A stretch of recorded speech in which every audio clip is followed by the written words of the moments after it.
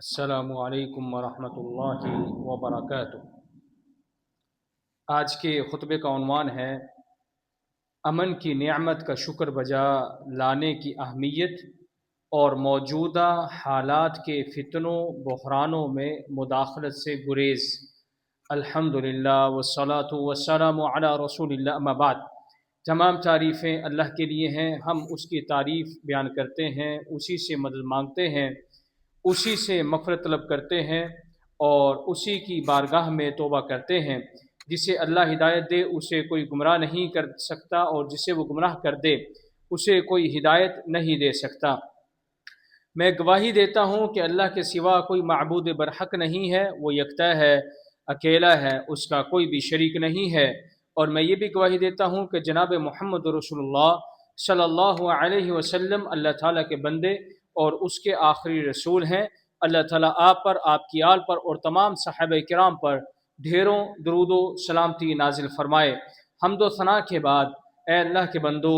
اللہ کا تقوی اختیار کرو اور جان لو کہ سب سے سچی بات اللہ کی کتاب ہے اور سب سے بہترین طریقہ محمد رسول اللہ صلی اللہ علیہ وسلم کا طریقہ ہے، اور بدترین امور دین میں نئی ایجادات ہیں، اور ہر نئی ایجاد بدعت ہے، اور ہر بدعت گمراہی ہے، اور ہر گمراہی آگ میں لے جانے والی ہے۔ اللہ کے بندو، اللہ کا شکر کرو اس بات پر کہ اس نے تمہارے اس ملک میں، تمہارے اس پرامن ملک میں یہاں کے مخلص مردوں کے ذریعے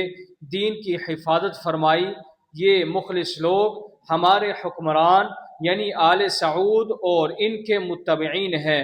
اور ان کے ساتھ تعاون کرنے والے وہ علماء ربانیین ہیں جن کے ذریعے یہ عمارت، یہ دین، یہ ملک قائم ہے، اور اللہ نے ان کے ذریعے تمہارے ملک کو بدعات اور شرک سے پاک کیا، تمہیں گمراہی اور ہلاکت کے راستوں سے بچایا، تم پر امن و سلامتی کی چادر تانی، اور تم پر اپنے رزق کے دروازے کھول دیے، جہاں ہر جگہ سے پھل کھینچے چلے آتے ہیں۔ پس اللہ کی حمد بیان کرو اور اس کا شکریہ ادا کرو، کیونکہ اس نے شکر گزاروں سے مزید عطا کرنے کا وعدہ فرمایا ہے۔ چنانچہ اپنی کتاب مجید میں فرمایا، وَإِذْ تَأَذَّنَ رَبُّكُمْ لَئِن شَكَرْتُمْ لَأَزِيدَنَّكُمْ وَلَئِن كَفَرْتُمْ إِنَّ عَذَابِي لَشَدِيدٌ۔ اور جب تمہارے رب نے آگاہ کر دیا کہ اگر تم شکر گزاری کرو گے تو میں تمہیں اور زیادہ دوں گا، اور اگر تم ناشکری کرو گے تو یقیناً میرا عذاب بہت زیادہ سخت ہے۔ اللہ کے بندو، امت میں فتنے اور بحران تیزی سے بڑھ رہے ہیں، اور خبریں، افواہیں کثرت سے گردش کر رہی ہیں۔ اللہ تعالیٰ نے اپنے مومن بندوں کو تحقیق کا حکم دیا ہے تاکہ وہ ملک میں بگاڑ پیدا کرنے اور بندوں کے درمیان باہمی بغض و عداوت کا شکار نہ ہو جائیں، جس کے نتیجے میں انہیں نادم اور شرمندہ ہونا پڑے۔ اللہ تعالیٰ قرآن مجید میں ارشاد فرماتے ہیں، یا ایھا الذین آمنوا ان جاءکم فاسق بنبأ فتبینوا ان تصیبوا قوما بجہالۃ فتصبحوا علی ما فعلتم نادمین۔ کہ اے ایمان والو، اگر تمہارے پاس کوئی فاسق جھوٹا خبر لے کر آئے تو اس کی تحقیق کر لیا کرو، کہیں ایسا نہ ہو کہ تم نادانی میں کسی قوم کو نقصان پہنچا بیٹھو، پھر تمہیں اپنے کیے پر نادم ہونا پڑے۔ مسلمانوں پر واجب ہے کہ وہ افواہوں کو پھیلانے، ان کی تشہیر کرنے اور خبروں کی منتقلی میں جلد بازی سے بچیں۔ اسی طرح مجالس اور سوشل میڈیا پر حوادث اور بحرانوں میں بلا وجہ بحث و مباحثہ ترک کرنا واجب ہے۔ یہ کام ان ماہرین اور ذمہ داروں کے لیے چھوڑ دیا جائے جنہیں اللہ نے نظم حکومت ولی الامر سونپا ہے، جیسا کہ اللہ تعالیٰ قرآن مجید میں ارشاد فرماتے ہیں، وَإِذَا جَاءَهُمْ أَمْرٌ مِّنَ الْأَمْنِ أَوِ الْخَوْفِ أَذَاعُوا بِهِ وَلَوْ رَدُّوهُ إِلَى الرَّسُولِ وَإِلَى أُولِي الْأَمْرِ مِنْهُمْ لَعَلِمَهُ الَّذِينَ يَسْتَنبِطُونَهُ مِنْهُمْ۔ اور جب ان کے پاس امن اور خوف کی کوئی خبر آتی ہے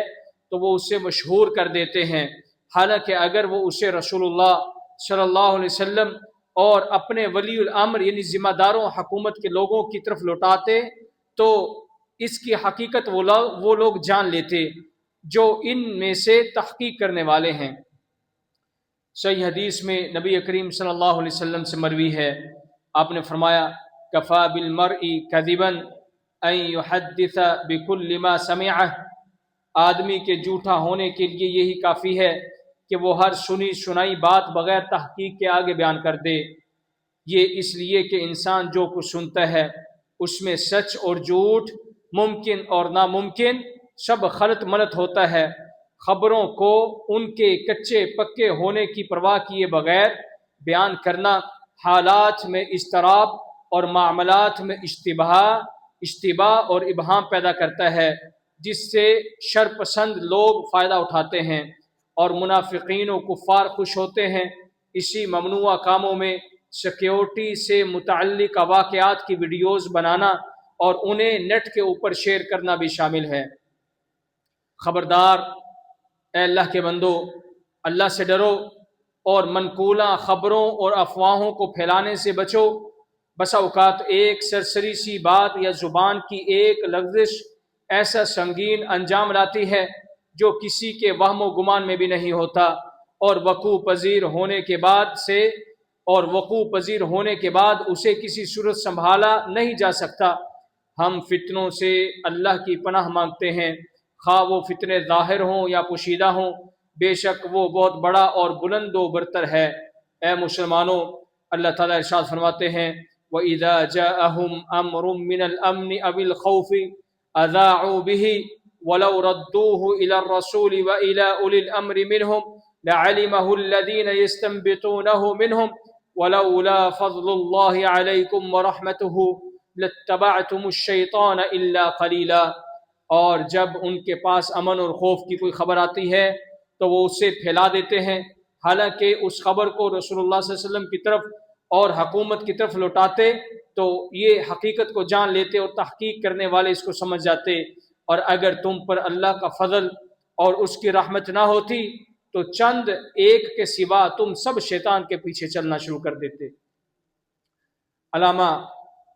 عبد الرحمن اسادی رحمہ اللہ اس آیت کی سورہ النساء آیت نمبر 83 کی آیت کی تفسیر میں بیان کرتے ہیں کہ یہ اللہ کی طرف سے اپنے بندوں کی ان کے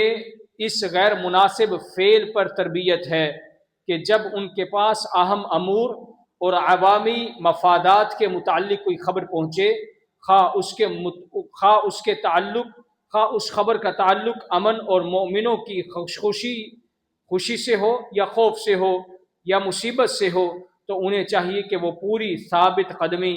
اور تحقیق سے کام لیں، افواہ پھیلانے میں جلدی نہ کریں، بلکہ اسے رسول اللہ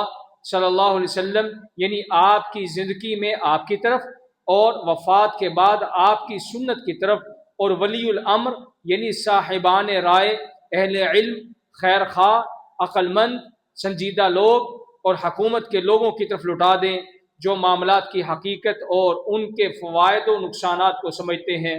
اس میں ایک ادبی قاعدے کی دلیل ہے کہ